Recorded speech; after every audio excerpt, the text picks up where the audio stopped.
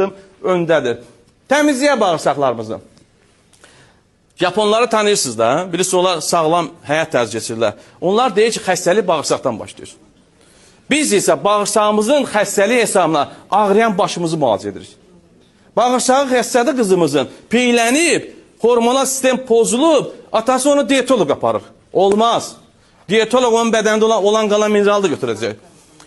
Bağırsağını təmizlə, gözü də açılacaq, allergiyası yoxa çıxacaq, böyrək də işləyəcək, qaraciyərdən və bütün orqanları sağlam olacaq. Baxın, gətirin o çayın birini, o gözəl çayımızdan.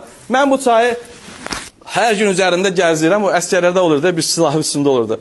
Çünki harada oluramsa, qara çay görəndə elə bədənimə qaşınma düşür. Götürürəm bu çaydan, bir dənə çaynikə qoyuram. 20 dəqiqə dəmləyirəm. Özə göz sözə baxaq, qurtum içirəm. Qurtum niyə içirsən? Ağzın boşluğunda olan bakteriya yuyur aparır mədə turşuluğuna. Mədə turşuluğunu məhv edir. Keçir 12 mağa bağırsan, video göstərəcəm. Qaraciyər, öf küsəsi, mədaltı vəzi, düz bağırsa, babasıya qədər sağaldır. Bax bu çay. Günə bir paket 40 gün için.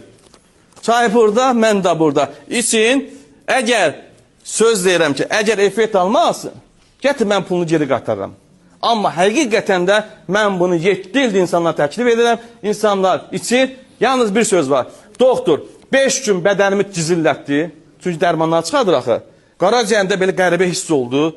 Beynimin də elə bir ki, nəsə qan işlədi. Görürsən, tromblar açır. Sonra keçir. Doktor, 2-ci, 7-ci gündə, yəni 14-cü gündə köpüm getdi. Girirəm, əvvəlki yerişim deyil. Çox aktivləşmişəm. Girin 1-ci